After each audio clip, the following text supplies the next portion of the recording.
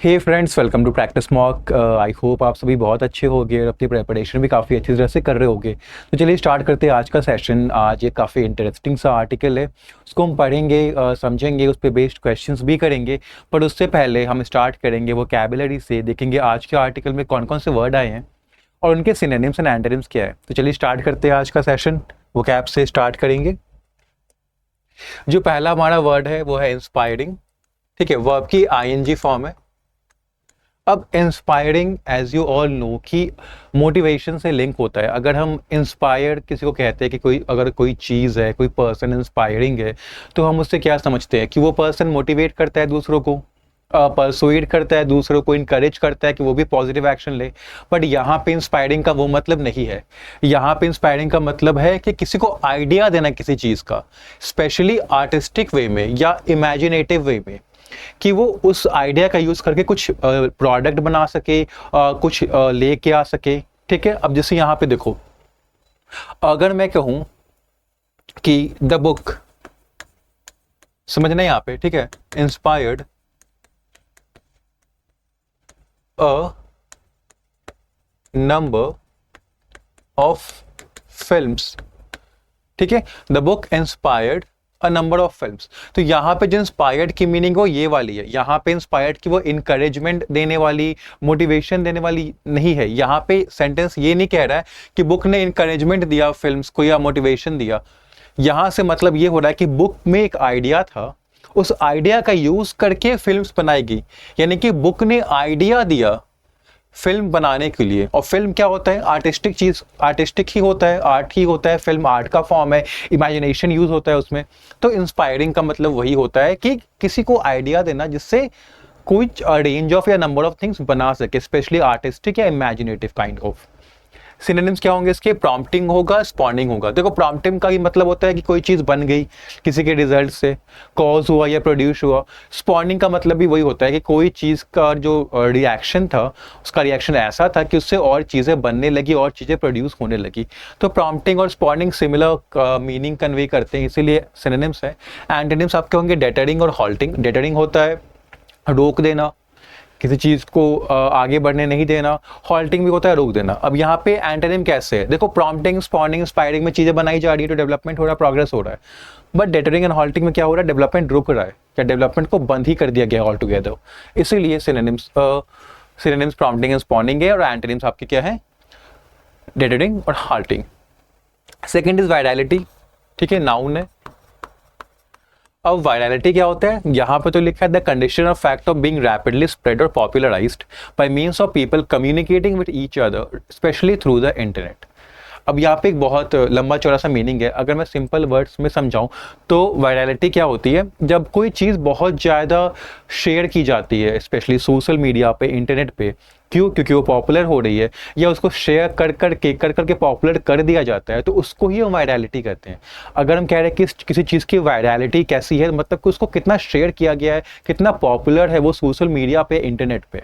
Buzz भी कहते हैं उसको, शेयरेबिलिटी भी कहते हैं। शेयरेबिलिटी क्या होता है कि कोई चीज़ कितनी बार शेयर की जाएगी या कितनी बार शेयर की गई है अभी तक सोशल मीडिया पे, इंटरनेट पे, जिससे हम ये अंदाजा लगाते हैं कि वो चीज़ कितनी पॉपुलर हो रही है। तो वायरलिटी, बज़, शेयरेबिलिटी क्या होता है? ये पॉपुलर होने का इंडिकेशन देता है, स्पेशली इंटरनेट पे, सोशल मीडिया पे। एंटोनिम्स क्या होगा? इंडिफरेंस, डिसइंक्लिनेशन। इंडिफरेंस मतलब नहीं है। अगर कोई लोगों को किसी चीज़ से मतलब नहीं होता तो वो शेयर भी नहीं करते हैं। उसको क्या करते हैं? अब जैसे आप ही रील्स देखते हो या कोई पोस्ट देखते हो, अगर आपको उसमें इंटरेस्ट नहीं दिखता है या डिसइंक्लिनेशन होता है उसमें, वो आपको पसंद नहीं आती है, डिसलाइक वाला सेंस आता है, तो क्या करते हो? आप उसको शेयर नहीं करते हो। अगर बहुत सारे लोग शेयर नहीं करेंगे तो पॉपुलर भी नहीं होता है। तो इसीलिए इंडिफरेंस और डिसइंक्लिनेशन हमारे एंटोनिम्स इस वर्ड के। Third is arguably. ये आपका एडवर्ब है। देखो, आर्ग्यूएबली हम तब कहते हैं जब कोई फैक्ट बता रहे हो और हमें लग रहा है कि मे बी सही है, मे बी सही नहीं है, बट मेरे अकॉर्डिंग सही है और मैं तो एविडेंस दे सकता हूँ, मैं सपोर्ट कर सकता हूँ और मैं उसको सच कर सकता हूँ, तो हम उस टाइम आर्ग्यूएबली का यूज करते हैं। पॉसिबली का भी, प्लॉजिबली का भी यूज करते हैं। प्लॉजिबल क्या होता है? पॉसिबल, तो उसी का एडवर्ब फॉर्म है प्लॉजिबली, मतलब पॉसिबली। एंटोनिम्स क्या होगा? इम्प्रोबेबली, क्वेश्चनेबली। इम्प्रोबेबली क्या होता है कि पॉसिबिलिटी ही नहीं है। क्वेश्चनेबली क्या होता है कि क्वेश्चन लग गया उस पे, उसके एग्जिस्टेंस पे, उसके ट्रूथ पे क्वेश्चन लग गया है, मतलब कि शक किया जा रहा है, ट्रूथ नहीं है, ट्रूथ उसमें नहीं है, ट्रू नहीं हो सकता। Fourth is rivals. राइवल्स यहाँ पे वर्ब है। देखो राइवल एक नाउन भी होता है जिसका मतलब होता है कॉम्पिटिटर, ओपोनेंट, जो सेम चीज के लिए आपसे compete करता है। राइवल्स यहाँ पे वर्ब है और यहाँ पे compete करने का मतलब नहीं दे रहा है। देखो राइवल्स वर्ब compete करने का सेंस नहीं दे रहा है। यहाँ पे सेंस क्या दे रहा है, यहाँ पे ये बता रहा है कि कोई चीज दूसरे चीज जितनी ही अच्छी है, इंप्रेसिव है, पॉपुलर है, ठीक है। तो इक्वल्स एंड पैरेलल्स भी कहते हैं। इक्वल भी क्या कहते हैं, समथिंग इक्वल समथिंग एल्स, मतलब सेम लेवल पे है। समथिंग पैरेलल समथिंग एल्स मतलब क्या होता है, सेम लेवल पे है। अब वो लेवल किसी भी चीज़ का हो सकता है, उसकी क्वालिटी का हो सकता है, कितना इंप्रेसिव है वो हो सकता है, पॉपुलर होने का हो सकता है। एंटोनिम्स क्या होंगे इसके, सरपासेस, इक्लिप्सेस। अब यहाँ पे देखो इक्वल्स, पैरेलल्स, राइवल्स में इक्वालिटी का सेंस होता है। जितना पॉपुलर वो उतना पॉपुलर ये, जितना अच्छा वो उतना अच्छा, जितना इंप्रेसिव वो उतना इंप्रेसिव ये। बट इन केस दोनों में से किसी एक ज्यादा हो जाए इंप्रेसिव, ज्यादा हो जाए पॉपुलर, तो क्या होगा, उस सेंस में वो सरपास कर जाएगा दूसरे को, इक्लिप्स कर जाएगा। इसलिए सरपास और इक्लिप्स इसके एंटोनिम्स हैं। Fifth is range. Range noun है, वैरायटी को कहते हैं। वैरायटी कैसी, एक पर्टिकुलर चीज की बहुत सारी वैरायटी की चीजें हो गई, ठीक है, तो उसको हम रेंज कहते हैं ना, arrange of products, arrange of smartphones, ठीक है, अरेंज ऑफ कोई भी नाउन ले लो, ठीक है, उसका मतलब क्या होता है कि बहुत सारे नंबर में है, बहुत वैरायटी में कोई चीज अवेलेबल है। और सीरीज भी कहते हैं, लाइन भी कहते हैं। लाइन के सेंस में जैसे the company has announced a line of products या a new line of products, तो उस सेंस में हम यूज करते हैं। लाइन का वहां भी मतलब वही होता है कि बहुत सारी सीरीज में चीजें वहां पे रिलीज की गई है। एंटोनिम्स क्या होगा, इंडिविजुअल होगा, वन होगा। सीरीज में क्या होता है, लाइन में क्या होता है, रेंज में क्या होता है, मल्टीपल नंबर ऑफ थिंग्स होते हैं, ठीक है, लार्ज नंबर ऑफ थिंग्स होते हैं, प्लूरैलिटी का सेंस देता है। बट इंडिविजुअल वन में क्या होता है, सिंगल चीज, एक चीज है, इसीलिए आपका वो एंटोनिम है। 6 इज क्रेज, नाउन। अब इस वर्ड से तो बहुत आप फैमिलियर भी होंगे। क्रेज सुनते हैं ना, किस चीज़ का क्रेज है, ऐसे जीन्स का क्रेज है, इस मूवी का क्रेज है। क्रेज का मतलब क्या होता है, ये कितनी पॉपुलर है, कितनी लोग कितना इंटरेस्ट ले रहे हैं उसमें, कितने इंथुजियास्टिक है उस चीज़ को लेके, तो वही होता है। And enthusiastic interest in something that is shared by many people. बहुत सारे लोग अगर किसी चीज़ के लिए इंथुजियाज्म शो करने लगे, इंटरेस्ट लेने लगे, तो हम मान लेते हैं कि उस चीज़ का क्रेज होने लगा है, ठीक है। बट क्रेज ज़्यादा दिन तक रहता नहीं है। अब आपने भी देखा होगा, अगर किसी जीन्स का क्रेज है, आज है, कल है, 2 साल बाद रहेगा, पर उसके बाद फिर नया जीन्स, नया काइंड ऑफ जीन्स आ जाता है, नया फैशन आ जाता है, नई कोई मूवी आ जाती है, उसका क्रेज हो जाता है। तो क्रेज यहाँ पे बहुत लंबे समय तक लास्ट भी नहीं करता। फैड कहते हैं, रेज भी कहते हैं। फैड भी होता है वही चीज़ जो कि टेम्पररी है बट फैशनेबल है, फैशन में है। रेज भी हम कहते हैं, एक फ्रेज में यूज होता है ये, ऑल द रेज। इसका मतलब क्या होता है कि कोई चीज अभी बहुत पॉपुलर है, फैशन में, काफी लोग इंटरेस्ट ले रहे हैं उसमें। एंटोनिम्स वही होगा, डिसलाइक, हेट्रेड। आपको अगर कोई पर्सन डिसलाइक करता है, नफरत करता है, पसंद नहीं करता है, तो उसमें इंटरेस्ट भी नहीं लेगा, तो उसका क्रेज भी नहीं बनेगा। 7th is surging. सर्जिंग यहाँ पे क्या है, वर्ब के आईएनजी फॉर्म है, ठीक है। मतलब क्या होता है, बहुत जल्दी जल्दी और फोर्सफुली किसी एक डायरेक्शन में बढ़ना, मूव करना, उसको सर्जिंग कहते हैं। अप्रोचिंग कहते हैं, रशिंग भी कहते हैं। एंटोनिम्स क्या होगा, बढ़ नहीं रहे हो, पीछे हट रहे हो, अलग अलग जा रहे हो, इधर उधर जा रहे हो, यानी कि स्कैटरिंग है, डिस्पर्सिंग है इसके एंटोनिम्स। दोनों का मतलब क्या होता है, स्कैटरिंग, डिस्पर्सिंग, मतलब कि आगे नहीं बढ़ के पीछे जा रहे हो, इधर उधर जा रहे हो, अलग अलग अपने रास्ते। इंटेंस आपका एडजेक्टिव है, इसका मतलब होता है कोई चीज जो बहुत ग्रेट है, बहुत स्ट्रांग है, उसका लेवल बहुत हाई है, उसको हम कहते हैं इंटेंस। एक्सट्रीम भी कहते हैं उसी को, जिस चीज़ की लेवल बहुत हाई हो, बहुत सिवियर हो। प्रोफाउंड भी हम उसी चीज़ को कहते हैं जिसकी लेवल बहुत हाई होती है। माइल्ड और वीक, माइल्ड किसको कहेंगे, जो बहुत कमजोर है, वीक है, लेवल उसका कम है, वीक तो पता ही है कमजोर को कहते हैं। 9th इज अनरिलेंटिंग, ये भी एक एडजेक्टिव है। अब अनरिलेंटिंग किसको कहते हैं, नॉट स्टॉपिंग और बिकमिंग लेस सिवियर। कोई चीज़ है जो रुक ही नहीं रही है, चलती जा रही है, चलती जा रही है, और उसी एनर्जी से चल रही है, एनर्जी में भी कमी नहीं आ रही है, ठीक है। जिस सिवियरिटी से चल रही थी, सिवियर भी कम नहीं, सिवियरिटी में भी कमी नहीं आ रही है, सिवियर भी कम नहीं हो रही है, तो उसको हम कहेंगे अनरिलेंटिंग। परपेचुअल भी कहते हैं, इंसेसेंट भी कहते हैं। परपेचुअल भी वही चीज़ जो चलती जाती है, रुकती ही नहीं है, continuing for a long time with same energy, same vigour. Incessant भी वही होता है जो रुके ना, सुना होगा आपने, इंसेसेंट रेन्स कहते हैं, मतलब बारिश से रुक ही नहीं रही है, हो रही है, उसी एनर्जी से हो रही है, उसी फोर्स से हो रही है। अब एंटोनिम्स हो गया स्पोरैडिक, और इंटरमिटेंट। स्पोरैडिक एंड इंटरमिटेंट होता है जो चीज़ रुक रुक के हो रही है, अभी हुई फिर रुक गई, फिर बहुत टाइम हो गया फिर स्टार्ट हुई फिर रुक गई, मतलब कंटिन्यूअसली नहीं हो रही है, तो उसको हम कहते हैं स्पोरैडिक और इंटरमिटेंट।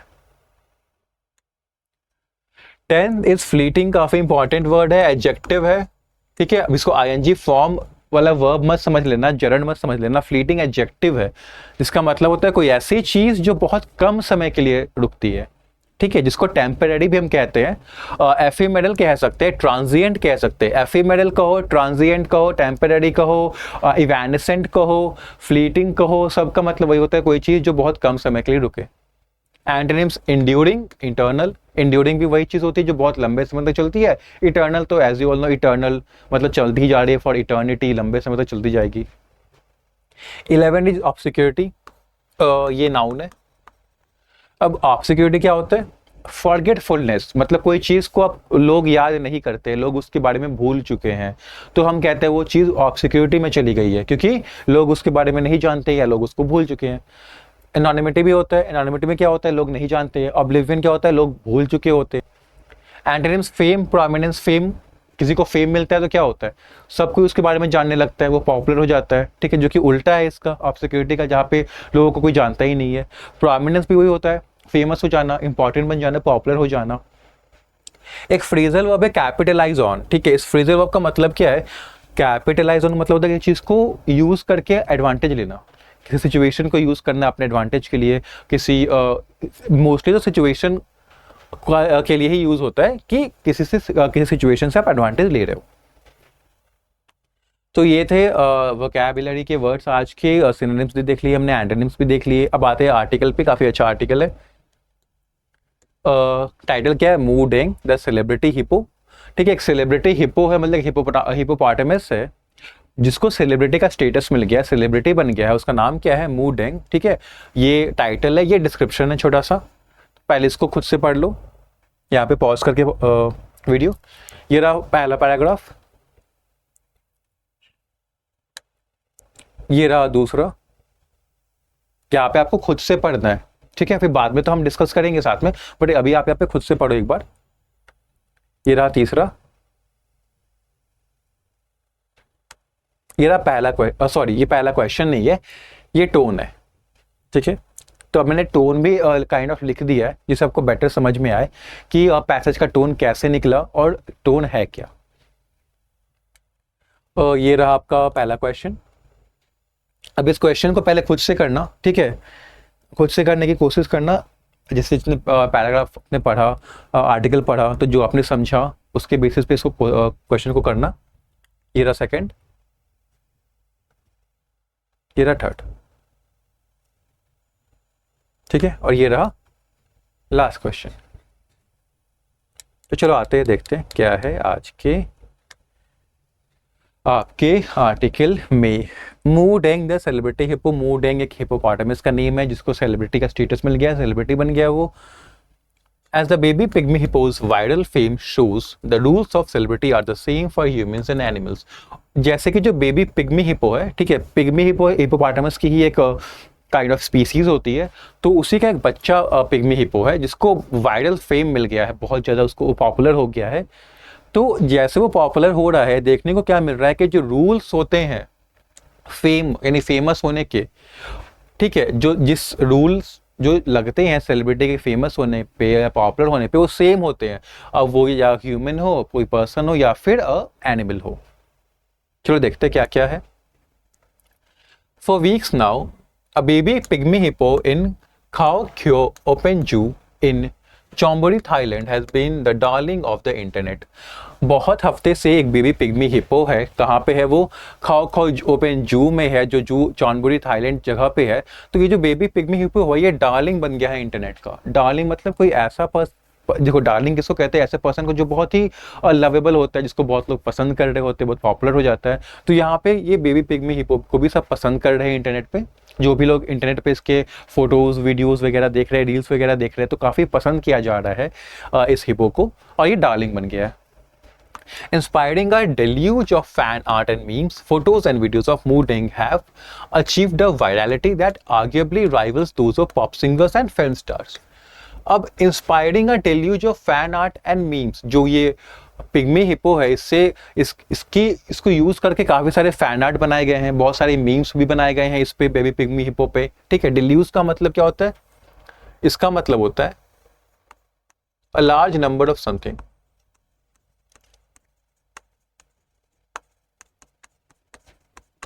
ठीक है, तो बेबी पिग्मी हिप्पो मूडेंग जिसका नाम है, उस पे बहुत सारे फैन आर्ट बनाए गए हैं। फैन आर्ट क्या होता है?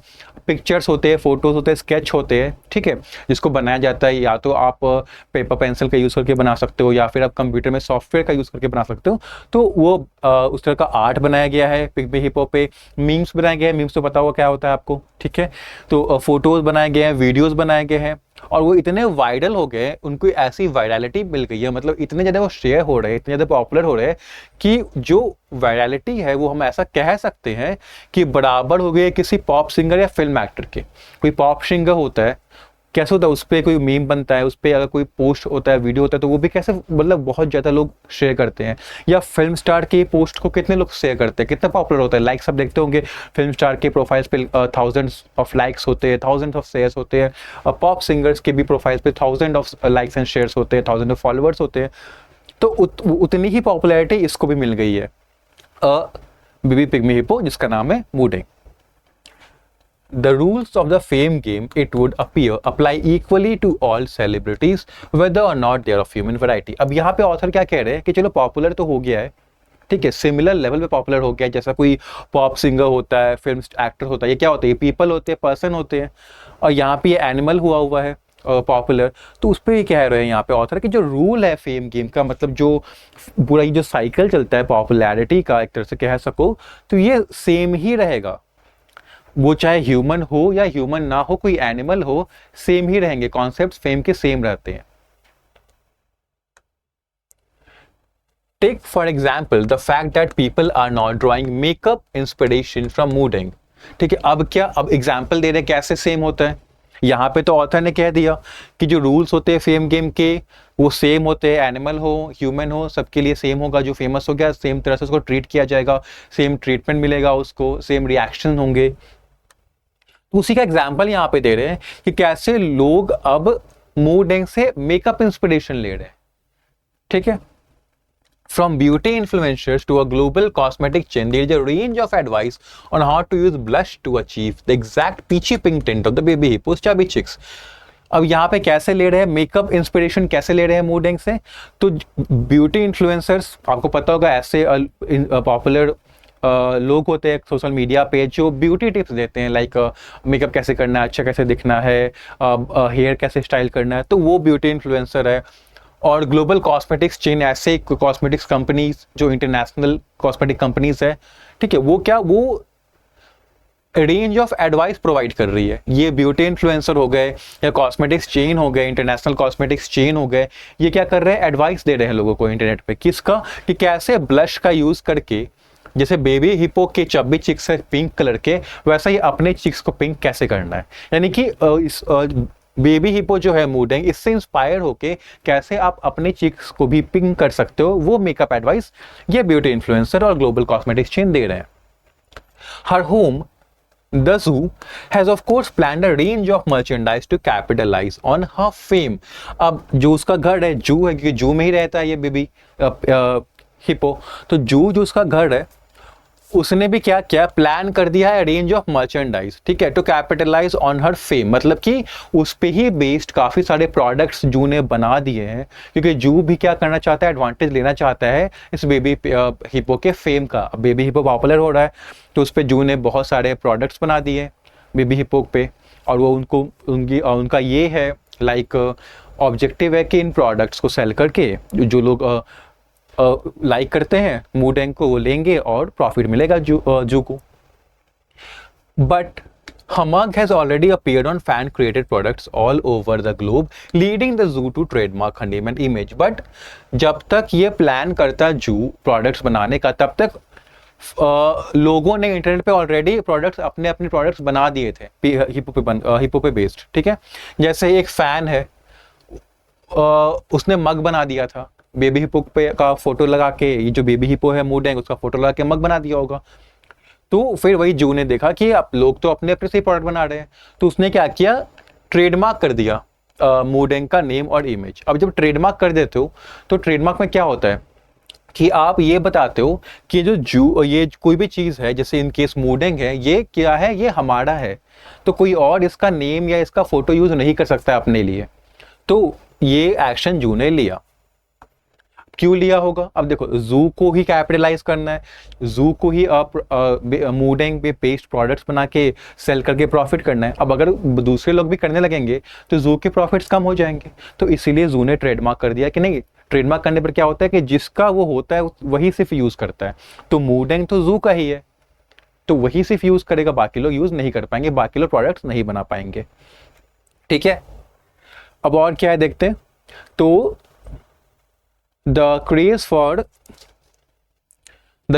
the celebrity selfie too has not left Moodang untouched। अब सेलिब्रिटी सेल्फी का भी क्रेज होता है, कोई सेलिब्रिटी होता है तो कैसे लोग उनके साथ फोटोग्राफ्स लेने लगते हैं, सेल्फीज लेने लगते हैं कि हाय हेलो हाय, इस तरह से।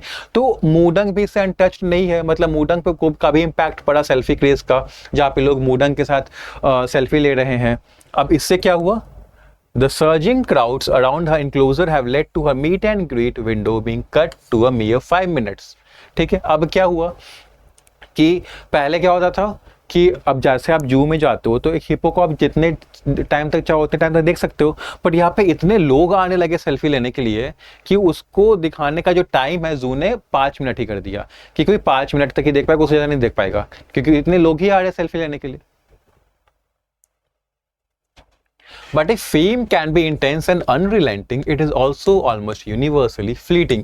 अब ऑथर यहाँ पे क्या कह रहे हैं कि अगर फेम बहुत ज़्यादा अमाउंट में मिलता है, ठीक है, इंटेंस होता है, अनरिलेंटिंग होता है, मतलब उसकी अमाउंट कम नहीं होती है, मिलता है रहता है बहुत हाई अमाउंट में फेम, ये तो ट्रू है, लेकिन ये भी ट्रू है कि फेम फ्लीटिंग भी होता है, मतलब फेम परमानेंट नहीं होता है।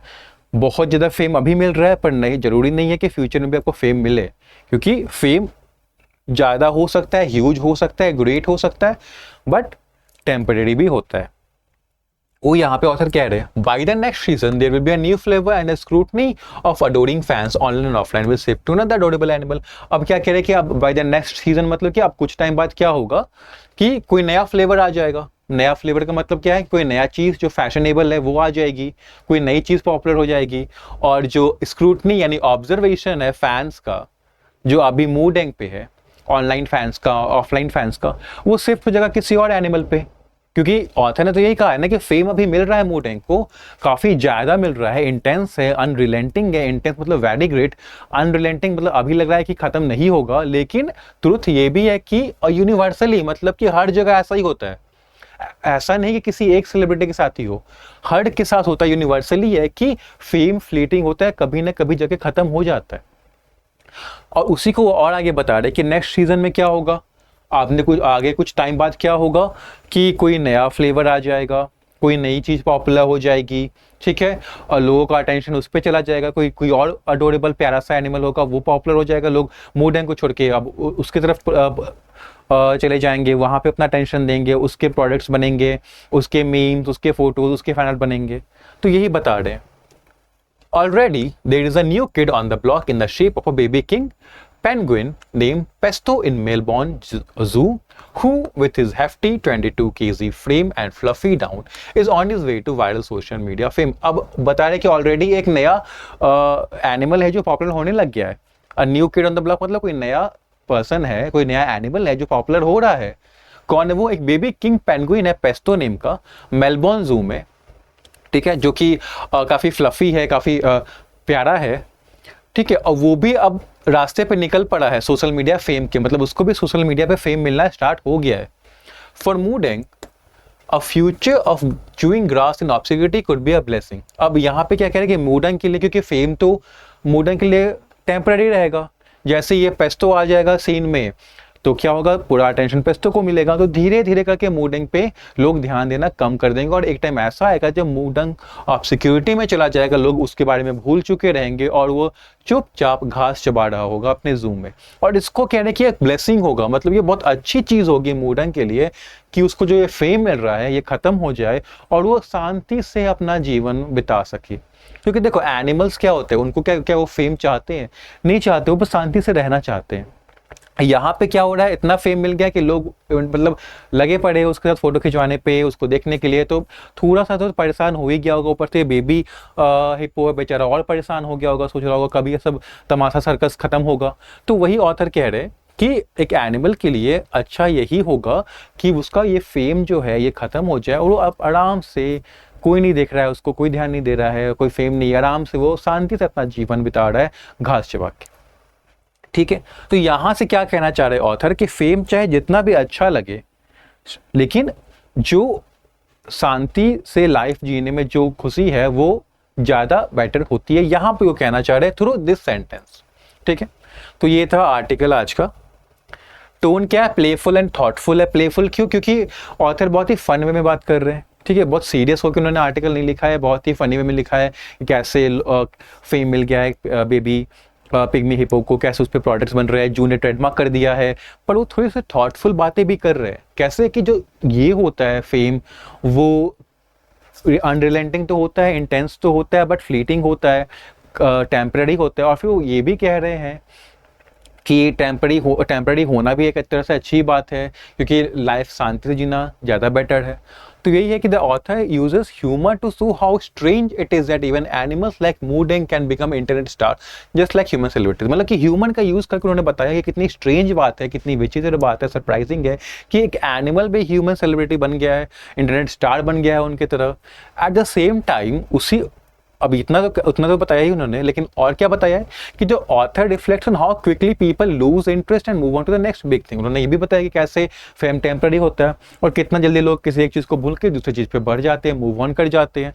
The playful examples like makeup inspired by baby hippo point out how quickly trends come and go but in a light hearted वे।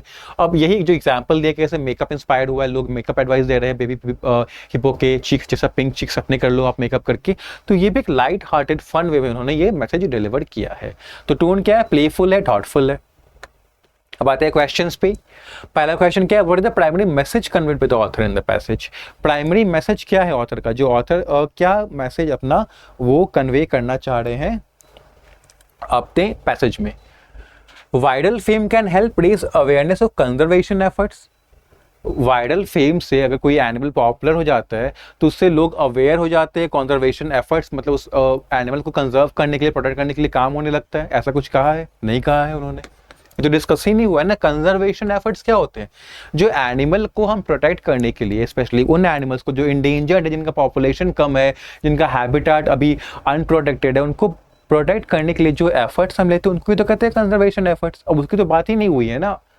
और फिर उसको कनेक्ट करना वायरल फेम से कि वायरल फेम से इसमें हेल्प मिलता है, तो ये तो ऑथर कहा ही नहीं, स्कोप से ही बाहर है आपके पैसेज के। The publics fascination with animal celebrities is growing rapidly, कि पब्लिक का जो इंटरेस्ट है एनिमल सेलिब्रिटी में वो बढ़ रहा है। अब देखो क्या ये मैसेज कन्वे करना चाह रहे हैं, हालांकि एनिमल सेलिब्रिटीज का ऑथर ने जिक्र जरूर किया है, दो सेलिब्रिटी, एक तो मूडिंग का किया है, एंडिंग में उन्होंने बता दिया कि एक और है, आपका क्या नेम था उसका, पेंगुइन था, पेस्टो, ठीक है, उसका भी क्या है, बट दो ही एनिमल सेलिब्रिटीज की बात हुई है। मेन मैसेज क्या है, मेन मैसेज ये है कि एनिमल सेलिब्रिटीज का के लिए इंटरेस्ट बढ़ रहा है पब्लिक का, नहीं, वो ये नहीं बताना चाह रहे हैं, तो ये भी गलत है। Zoos are increasingly using animal film to generate revenue. Zoo क्या कर रहे हैं, बहुत ज़्यादा, बहुत जल्दी बहुत सारे zoos ऐसे हैं जो कि एनिमल फेम का यूज़ कर रहे हैं रेवेन्यू जनरेट करने के लिए, पैसे कमाने के लिए। एनिमल पॉपुलर हो रहा है तो उसके थ्रू पैसे कमा रहे हैं। तो यहाँ पर सिर्फ एक जू की बात हुई है, एक जू की बात हुई है, उस बात पे हम सारे जूस के बारे में कोई एक जनरल ओपिनियन तो नहीं बना लेंगे, क्योंकि जरूरी नहीं ना कि हर जू ही ऐसा काम कर रहा होगा। पॉसिबल है बट पॉसिबल नहीं भी है, कंफर्म तो नहीं है, तो ये कहना भी गलत है। Baby animals are universally adored and will always maintain their viral fame, कि बेबी एनिमल्स जो होते हैं उनको पूरे दुनिया में प्यार किया जाता है और उनका जो फेम होता है वो हमेशा रहेगा। देखो ये बात सही हो सकती है कि बेबी एनिमल्स को यूनिवर्सली अडोर किया जा सकता है, क्योंकि देखो जैसे बेबी पेंगुइन की बात हुई, बेबी हिपो की बात हुई कि कैसे उनको बहुत सारे लोग प्यार कर रहे हैं, प्यार दे रहे हैं, ये बात सही है। बट ये क्या है ना कि उनका वाइडल जो फेम है वो हमेशा रहेगा। ऑथर ने तो ये कहा है ना कि फेम खत्म हो जाएगा, आज ये एनिमल है कल कोई और प्यारा सा एनिमल आ जाएगा, तो ये तो गलत हो गया। ठीक है, the fame of viral animals is often short lived, shifting quickly to new subjects. जो वायरल एनिमल्स का फेम होता है वो टेम्पररी होता है, शॉर्ट लिव्ड होता है, और अगर आज कोई एक एनिमल को फेम मिला है तो बहुत क्विकली किसी न्यू एनिमल को फेम मिल सकता है। हाँ, ये मैसेज कन्वे कर रहे हैं। एक तरह से हम देखें तो जो ब्रॉड मैसेज है वो क्या है ऑथर का? ब्रॉड मैसेज ये है कि फेम टेम्पररी है। ठीक है, आज इसको मिल रहा है कल किसी और को मिलेगा। और क्या बोला उन्होंने कि एनिमल जो रूल है फेम का वो सेम है एनिमल्स के लिए और ह्यूमंस के लिए। तो अगर कोई एनिमल वायरल हो रहा है तो उसके लिए भी वही रूल होगा, उसके लिए भी फेम शॉर्ट लिव्ड ही होगा और फिर कोई और एनिमल को मिलेगा। तो ये बिल्कुल सही है, करेक्ट है। Why does the author refer to Moodeng's future of chewing grass in obscurity as a potential blessing? Author ने क्यों कहा है कि जो उसका फ्यूचर है मूडेंग का, जो ऑब्सक्यूरिटी में बिताएगा, जब लोग उसको भूल चुके होंगे और चुपचाप वो घास चबा रहा होगा, उसको ब्लेसिंग क्यों कहा है? एक अच्छी बात क्यों कही है ऑथर ने? Because Moo Deng will no longer be burden by excessive human attention. क्योंकि मूडेंग को अब एक्सेसिव ह्यूमन अटेंशन जो भी मिल रहा है वो मिलना बंद होगा, तो उससे वो उतना परेशान नहीं होगा, जो ह्यूमन अटेंशन है, ह्यूमन इंटरेक्शन है उससे। तो हाँ, जैसा हमने डिस्कस भी किया था, और ने जो कंक्लूडिंग लाइन में तो यही कहा था कि कभी कभी क्या होता है, फेम मिलने से ज़्यादा बेटर होता है कि आप आराम से शांति से लाइफ जियो। ठीक है, और मूडेंग के लिए भी वही होगा, क्योंकि मूडेंग एक एनिमल है, उसको फेम चाहिए ही नहीं, उसको तो आराम से लाइफ जीना है अपना। तो ब्लेसिंग इसलिए है क्योंकि वो जितना ह्यूमन अटेंशन मिल रहा है उसको वो मिलना बंद हो जाएगा, वो परेशान कम होगा। तो ये एक आंसर करेक्ट है, बट बाकी के भी तो हमें निगेट करने। Because the zoo can finally focus on other animals for promotion. ठीक है, अब क्या इसलिए कहा है कि अच्छी बात है क्योंकि जू अभी सिर्फ एक एनिमल पे फोकस कर रहा है, अच्छा बात होगा कि वो दूसरे एनिमल पे फोकस करने लगेगा? तो ये तो अजीब सी बात हो गई एकदम, कि ऑथर ये कहना चाह रहे कि जू दूसरे एनिमल्स को प्रमोट करने पे काम कर पाएगा तो इसलिए अच्छी बात है। नहीं, ये तो नहीं कहा उन्होंने। Because Moo Deng will age and lose her youthful charm. अब ऑथर ये कह रहे कि ब्लेसिंग इसलिए है क्योंकि एक दिन मूडेंग क्या होगा, वो बूढ़ा हो जाएगा, उसका जो यूथफुल है, जो चार्म है, उसका जो अट्रैक्शन है वो चला जाएगा, इसलिए बेटर है उसके लिए कि वो ब्लेसिंग हो। तो ये भी नहीं कहा है उन्होंने, ये सब बातें तो कही ही नहीं ऑथर ने। Because Moo Deng will be transfer, अरे ट्रांसफर कहाँ से कर देंगे अनदर जू में? बात कही है क्या ऑथर ने कि because Moo Deng will be transfer to another zoo? कुछ भी। बिकॉज फेम को negatively affect health and growth. अब देखो, फेम से वो परेशान तो हो रहा है, बट एकदम से क्या है ना कि उसके हेल्थ में और ग्रोथ में को अफेक्ट कर रहा है, ये बहुत एक ना ऑब्जेक्टिव फैक्ट हो गई। हमने इन्फर किया है बस कि क्यों कहा है ऑथर ने कि ब्लेसिंग है, क्योंकि उसको अनवांटेड अटेंशन नहीं मिलेगा, वो शांति से रह पाएगा। बट उसका नेगेटिवली अफेक्ट हो रहा है, हेल्थ अफेक्ट हो रहा है, ग्रोथ अफेक्ट हो रहा है, ये तो नहीं कहा है। पॉसिबल है कि जू उसकी केयर कर रहा हो, उसको खाना टाइम पे दे रहा हो, ठीक है, उसका हेल्थ इफेक्ट नहीं हुआ हो, पर थोड़ा परेशान हो गया हो, इरिटेट हो गया हो, अनवाइड हो गया हो, तो ये कहना बहुत ज्यादा फारफेच हो जाएगा कि उसके हेल्थ और ग्रोथ को इफेक्ट हो रहा है। The phrase flavour of the season the passage most likely refers to, जो flavour of the season phrase का यूज किया गया पैसेज में, किसको रेफर करने के लिए? तो देखते हैं कहाँ पे यूज हुआ है। पहले तो सबसे अच्छा होता है कि हम देख ले एक बार फिर से वापस से जाके कि कहाँ है flavour of the season. Okay, देखते हैं कहाँ पे। हाँ, ये रहा आपका, यहाँ पे दिया है न्यू फ्लेवर। ठीक है, नेक्स्ट सीजन में। तो फ्लेवर ऑफ द सीजन से क्या कहने का मतलब है? कोई ऐसी चीज जो पॉपुलर हो जाएगी, अभी नहीं है बाद में हो जाएगी, कोई नई चीज जो पॉपुलर हो जाए, वही तो कह रहे हैं। तो the most popular animal species for zoos to focus on, जो जू में जो सबसे पॉपुलर एनिमल स्पीसीज हैं जिन पे जू को फोकस करना चाहिए, क्या उसको रेफर कर रहे हैं फ्लेवर ऑफ द सीजन? नहीं, देखो, फ्लेवर ऑफ द सीजन बहुत ही ब्रॉड वे में यूज किया गया है यहाँ पे, सिर्फ एनिमल सेंट्रिक ही नहीं है। कोई भी चीज जो पॉपुलर हो जाएगी एक टाइम के लिए, उसको कह देते हैं फ्लेवर ऑफ द सीजन, कि उस सीजन का फ्लेवर है, मतलब उस टाइम के लिए वो चीज पॉपुलर होगी। तो यहाँ पे सिर्फ एनिमल्स पे फोकस किया गया है, तो ये गलत है।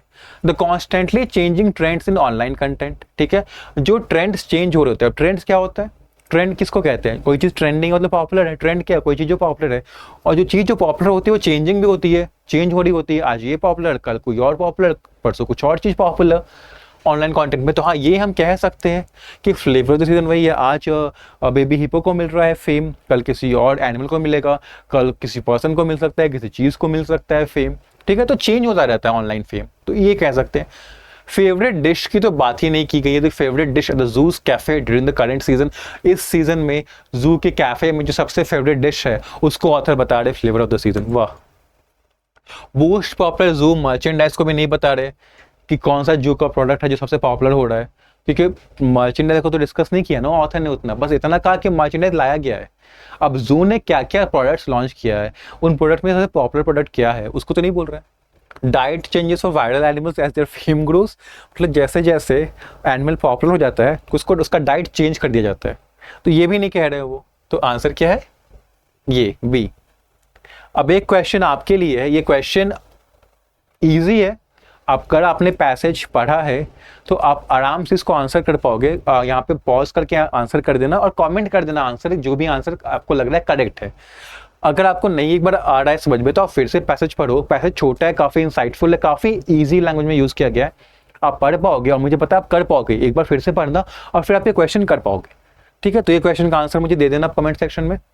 अब मैं आपसे मिलूंगा नेक्स्ट सेशन में, तब तक के लिए पढ़ाई करते रहो, अच्छे से इंप्रूव करते रहो। रीडिंग कंपटीशन हो गया पे ध्यान दो, मॉक्स दो, क्योंकि मॉक्स तो ज़रूरी है ही, उसी से तो इम्प्रूवमेंट होती है। उसी से आप देख पाओगे कहाँ पे आपको क्या मेहनत करनी है, कौन से मेरे सेक्शन स्ट्रॉन्ग है, कहाँ पे ज़्यादा थोड़ी मेहनत करनी है, कहाँ पे टाइम मुझे कम लगना चाहिए। तो मॉक्स दिया करो और रीड किया करो खुद से भी। और कोई अगर डाउट है इस सेशन को लेके, आपका आरसी को लेके है, वो कैप को लेके है, क्वेश्चन को लेके है, तो आप कमेंट बॉक्स में शेयर कर सकते हो मुझसे, मैं डाउट्स क्लियर कर दूंगा नेक्स्ट सेशन में। या रीडिंग को ही लेके है, कॉम्प्रिहेंशन वोकैबुलरी को लेके जनरल डाउट है, या इंग्लिश सेक्शन को लेके जनरल डाउट है एग्जाम से रिलेटेड, वो भी शेयर कर सकते हो, ठीक है। अब कोई रिकमेंडेशन है, कोई एडवाइस है जो आप शेयर करना चाहते हो कि इससे और बेटर कैसे बना सकते हैं आपके लिए सेशन, तो वो भी शेयर कर दो। तो अब मैं मिलूंगा नेक्स्ट सेशन में, तब तक के लिए tata bye bye, take care, have a nice day.